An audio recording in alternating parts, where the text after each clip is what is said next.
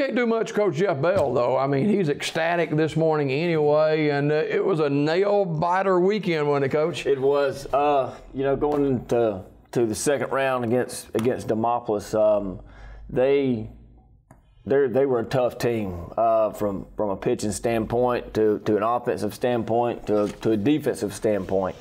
And when you get late in Game 3, it's, when both teams have used all options. You just about expended everything. That's right, and it comes down. It's a battle of attrition, and by the end of it, you're hanging on for dear life. And the kids were tough and kind of stayed the course through the whole thing, and we were fortunate to be standing at the end of it. You win Game 1 of the best 2 or 3, and second game you weren't real pleased with. No, it was.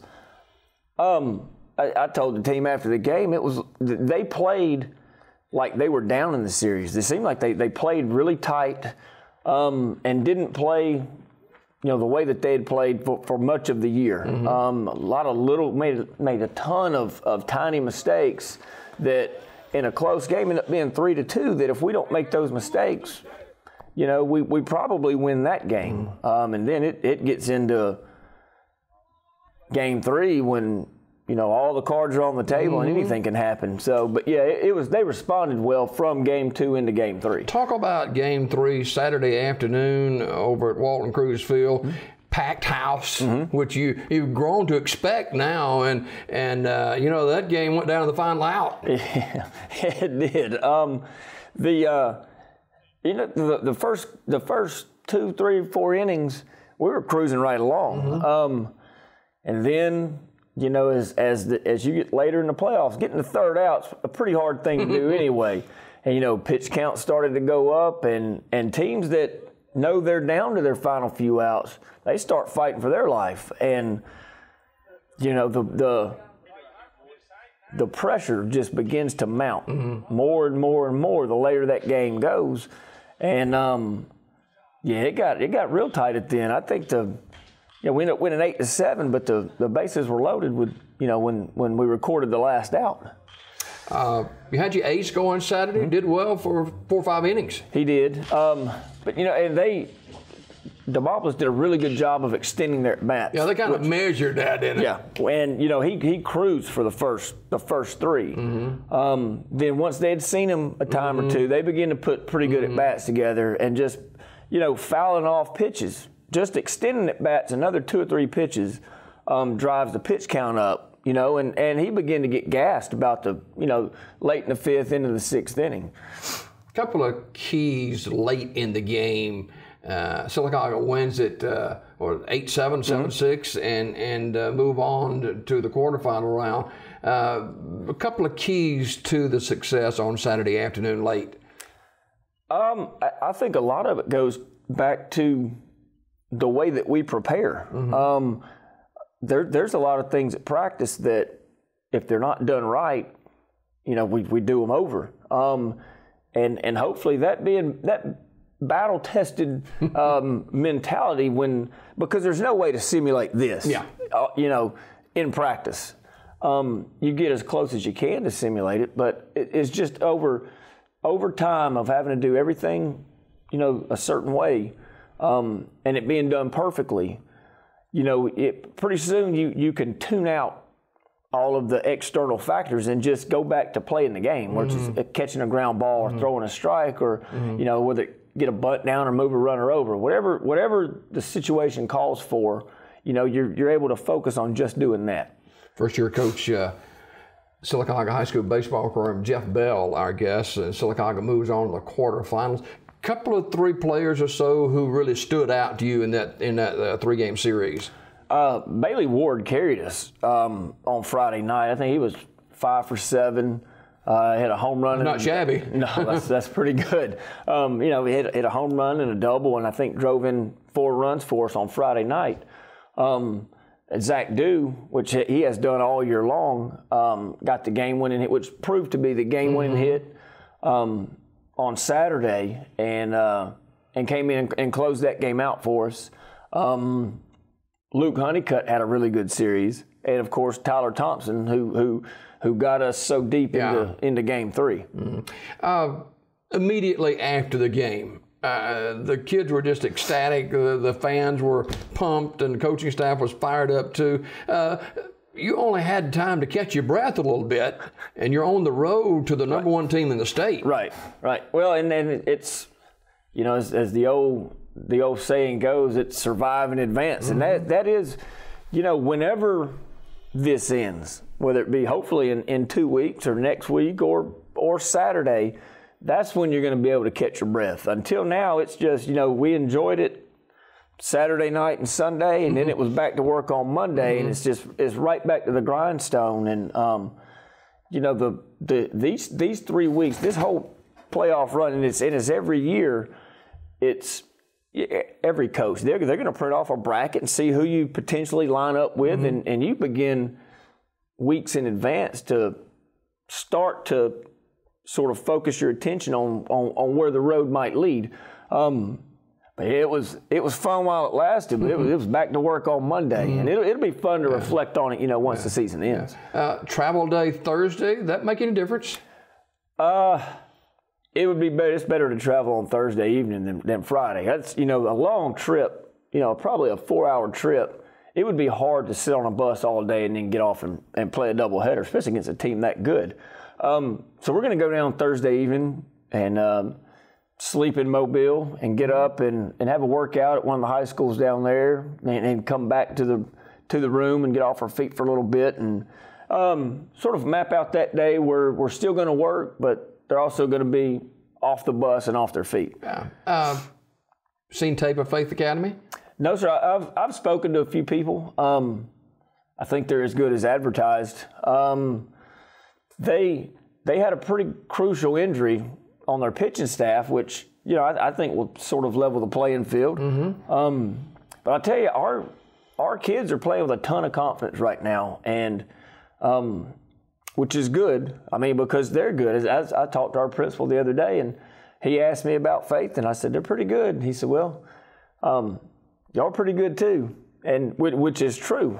So while they're good, and we know a little bit about them, we're still going to get on the bus and we're going to go down there and see what we can do. What's been the strengths of your team this year? They can run. The team's speed has been a strength all year long, and it pays dividends across the board. It improves the defense. We've got an outfield that just don't let balls hit the ground, and that's because they have good instincts and they can run. The infield covers a lot of ground and get to a lot of balls that a lot of other teams can't get to. Offensively, they beat out a lot of ground balls. And then once they get on base, we can steal bases against most teams. So that's certainly been, to me, the most glaring strength of the team has been the speed. And we're speaking with Coach Jeff Bell, the first-year head coach at Sylacauga High School. Aggies prepare for quarterfinal action on Friday. Speak about your pitching staff. I know that it's been a long season. Started way back when, right. And pitching staff accumulated a lot of innings, and now you're in the quarterfinals. Tyler Thompson's been sort of the ace of that staff. He's tough to read on the mound. He's got a different delivery than most pitchers have. Cody Leslie, Avery McGrady, Andrew Schmidt have all started a lot of games and all pitched a ton of innings for us. And really, if I were to be asked, what is your pitching rotation, it changes from week to week based on who the opponent is and what I think the strength of those pitchers are, because they're all a little bit different. But they, like you said, they've logged a ton of innings this year, and and there's been days where each of them didn't have their best stuff, and they just stand out there and they compete and they make pitch after pitch after pitch and keep us in games. And really, they wouldn't blow anybody away. Confidence in your bullpen? Yes. And like I said, depending on who it's going to be. when we played Valley, Tyler closed out both of those games. And then this week, he's starting in game 3 and going, pitching into the 6th. Mm-hmm. So the who starts and who relieves and who closes may change from day to day. But we've got a ton of confidence in whoever's in whichever role we put them in. Mm-hmm. To have a successful program, you got to surround yourself with a good staff. Mm-hmm. And you're very confident in your staff. Yes. Robbie's our energy guy. Nate's our energy guy.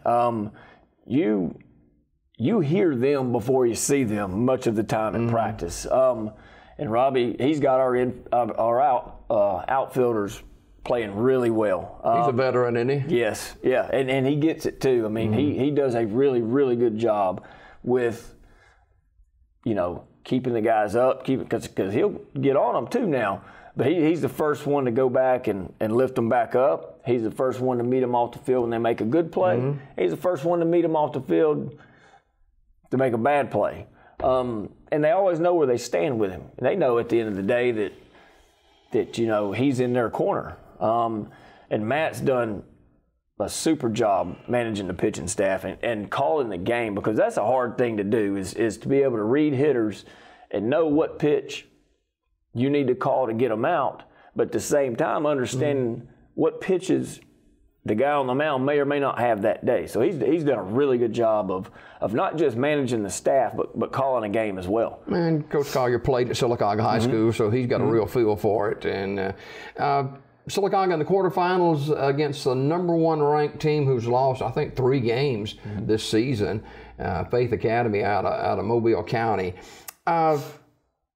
How far can this Aggie team go? You're in the quarterfinals, and you're going to say, well, we got to win these, but is this team close enough to make the finals? They're making a believer out of me. At the start of the year, if you had asked me, hey, we can offer you a 3rd round trip right now, would you take it? I would have. If you were to ask me again to trade this in or see if you could keep going, I'd probably take you up on that one too. I don't know. They've got a chance. They continue to change my mind about how good they are and how far they can go. When did you begin to see it change and think, wow, this team can be special? After a loss, as a matter of fact. It was after a Briarwood loss where we were in control of the game for much of it and could not close it out and just played terribly down the stretch in the last 2 innings of that game. And at that point I thought, they don't know how to win. Mm-hmm. And boy, after that, they took off. We had a fun day of practice the next day. Come to Jesus meeting. and they went on a roll after that, and you could just see the confidence, because they had a pretty decent year up until that point anyway. But in games that mattered, they didn't close it out. And after that, they went on a run and had a really good series against Moody to finish up the regular season, and then you can just see the confidence start to build where, I know Faith's good, and I know, we read. We know how to read. Oh, yeah. We know how high they're ranked. But the kids aren't scared of them. Fan support's been fabulous this season, both home and on the road. You don't expect anything less this weekend. No, I don't. It's it's a 4-hour trip, but I think the people around here think we can go take in a couple of baseball games and parlay that into a beach trip. And, what a way to go! They have proven that they're gonna support, and this it was that way in football. It's been that way in basketball, and it has blown me away with the support that they've shown.